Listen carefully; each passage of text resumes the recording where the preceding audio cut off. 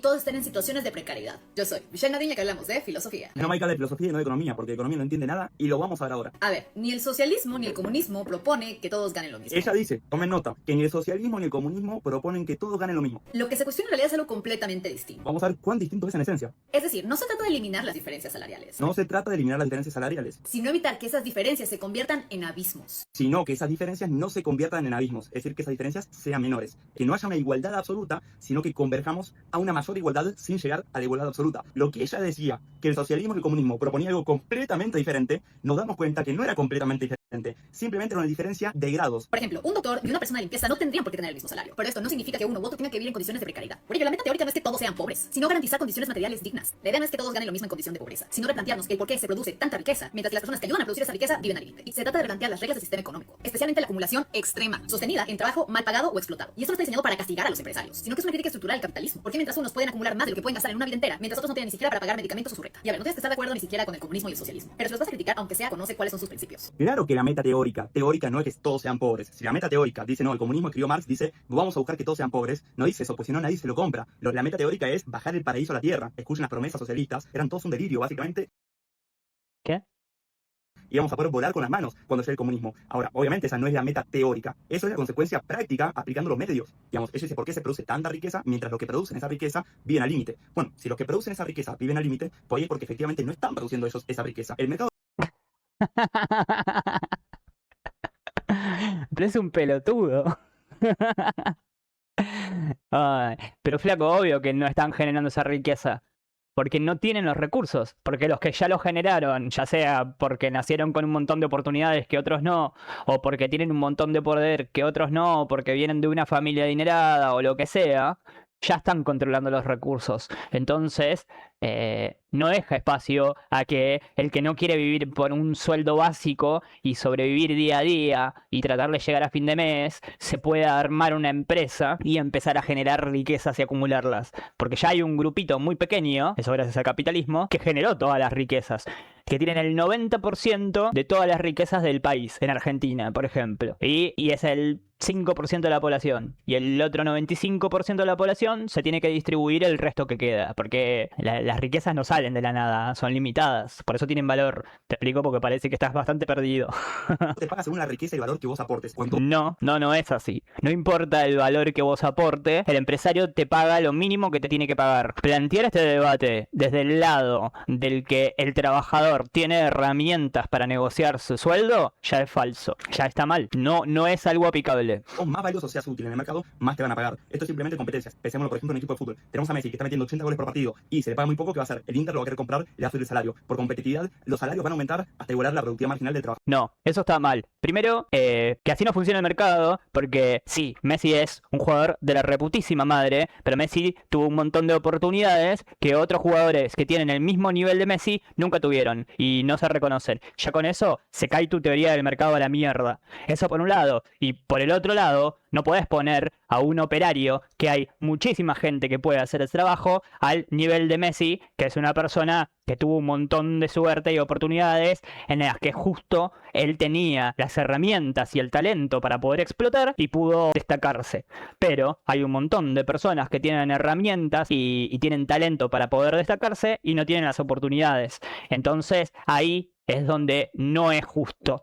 Ahí es donde no cualquiera puede empezar a generar recursos y hacerse millonario, porque el sistema está hecho para que solo unos pocos lo puedan hacer, para que pocos salgan beneficiados de muchas riquezas y el resto estemos trabajando para sobrevivir. Eso es el capitalismo, que aspiremos a llegar a eso, que creamos que podemos llegar a eso, pero en realidad no. Porque los que manejan todos los recursos ya son unos pocos. Ahora, ¿qué quiere decir la acumulación extrema? Básicamente quiere decir que una persona generó un bien que extremadamente ayuda y satisface las necesidades ajenas. Si no, no se lo estarían comprando. Y justamente gracias a esa ganancia extraordinaria, manda la señal al mercado de que este producto es muy útil y así entra, ¿no? No, porque con esto vos instalás la idea de vuelta, lo que hacen siempre, que el capitalismo viene a sacarle, al que tiene un kiosquito, viene a sacarle el kiosquito para dárselo a los pobres. Y en realidad no funciona así. Cuando vos tenés una riqueza extrema, nivel asquerosamente rico, que te terminás comprando una isla para llevar a otros millonarios y hacer atrocidades, ya no estamos hablando de necesidades básicas o de lujos. Estamos hablando de extravagancias que son totalmente innecesarias, que no deberían ocurrir, porque la realidad es que nadie, para vivir toda su vida muy bien, necesita, no sé, $1.000 millones. Y vos decís, pero $1.000 millones es un montón. Sí, pero los que tienen más de esa cantidad son el 1%. Y el resto nos tenemos que conformar con las migajas. Mientras ellos se siguen haciendo más millonarios. Porque todo el sistema está armado para que ellos se hagan más millonarios. No para que el que tiene un kiosquito se haga millonario. Es para que los que ya tienen un montón de riquezas las sigan teniendo. Entonces, el comunismo lo que dice es, tenemos que limitar eso. No es necesario que alguien concentre tanta riqueza, especialmente si hay alguien que no tiene las necesidades básicas cubiertas. No te están diciendo a vos que tenés un auto o un kiosquito o una casa en la costa que te van a sacar esa casa en la costa. No es a vos a quien apunta. Si vos estás bien, la idea es que estés mejor. Ahora, si vos tenés una isla privada, 5 aviones privados, 200.000 empleados precarizados, y a vos sí hay que ponerte un freno. Eso se trata el comunismo, amigo. No, si tenés un poquito más, te lo van a igualar con el más pobre. Dejen de vender esa idea que es completamente absurda. Aparte, todos los que venden esa idea del comunismo son capitalistas. Y es obvio que te lo van a vender por el lado del miedo, porque tienen miedo que se les caiga el sistema que beneficia a pocos. Y bueno, y están en el medio de estos aspiracionales que no son nadie. El capitalismo, si el día de mañana se lo tiene que comer, se lo va a comer. Y no le importa. Pero bueno, él aspira a que es rico, a que es millonario en un mundo capitalista y que es uno de los líderes y que tiene poder de decisión y poder generar sus riquezas. Pero en realidad no, amigo. No hay nada más lejos de la realidad. Los productores elevan la oferta y bajan los precios. Habría que ver qué define ella como trabajo explotado. Supongo que trabajo explotado será alguien que no puede irse de su trabajo y que está siendo obligado a permanecer, lo cual obviamente sería ilegal e ilegítimo. No. A ver, que algo sea legal, como ya vimos con la última reforma laboral, no quiere decir que no sea explotación. Mientras haya una persona que tenga $1.000 millones, no debería haber una persona que trabaje 12 horas para poder llegar a fin de mes, para poder aspirar a sobrevivir un mes más, que solo le alcance para eso, para sobrevivir, que tenga que trabajar 12 horas, 6, 7 días a la semana. Eso no debería pasar, porque no hay necesidad de que eso pase. Tenemos los recursos para que todo sea más balanceado y todos disfrutemos de una vida en la que trabajemos y tengamos ocio de manera balanceada y nos podamos dar gustos, nos podamos ir de vacaciones, nos podamos comprar nuestra casa, podamos tener nuestra familia y proveer de manera correcta todas las necesidades. No sé, podamos comprarnos lujos si queremos 1, 2, 3 autos, pero tener 70 propiedades, 80 mansiones, 5 aviones privados, una isla, y eso ya no es necesario.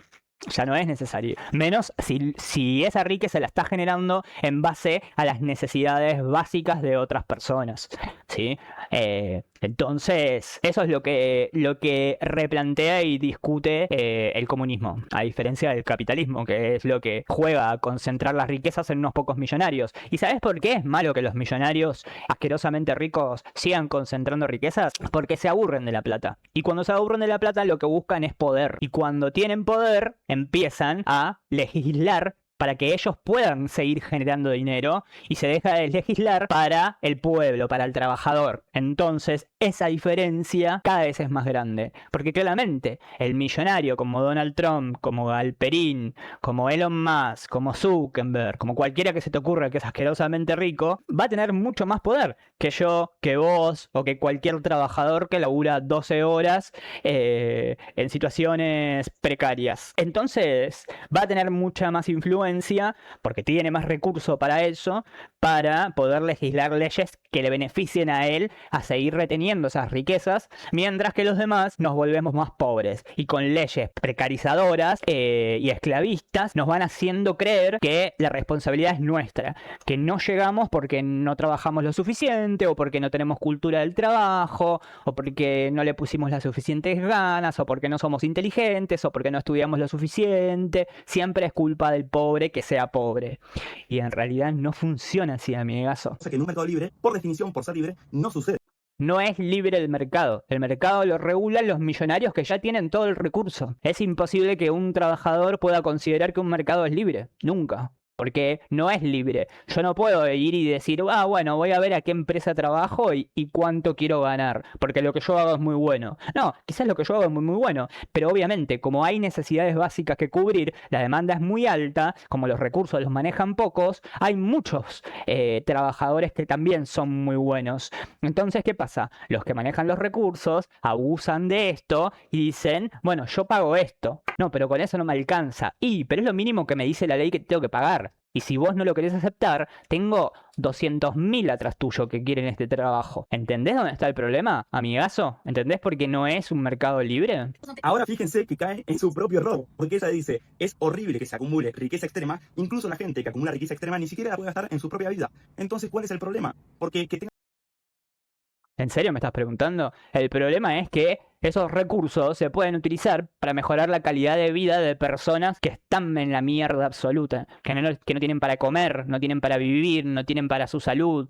Se puede gastar en infraestructura para que toda la sociedad tenga más necesidades cubiertas, mejor transporte público, mejor salud pública, mejor educación, ir a invertir en lugares vulnerables para que baje la delincuencia, para que todos tengamos más oportunidades. No sé qué estás defendiendo, man. muchos billetitos no les sirve de nada si no está consumiendo bienes reales. Los bienes disponibles en la economía siguen siendo los mismos a pesar de la extrema riqueza. No, pero no se trata de los bienes. Bienes va a haber siempre, porque los bienes son materiales. O sea, cosas para comprar siempre va a haber. Recursos para comprar esas cosas y cada vez tenemos menos. Cada vez los que tienen esos recursos son unos pocos y los demás nos tenemos que conformar con sobrevivir, con que nos alcance para comer, para dormir bajo un techo, para vestirnos y para viajar a un laburo precarizador. Nada.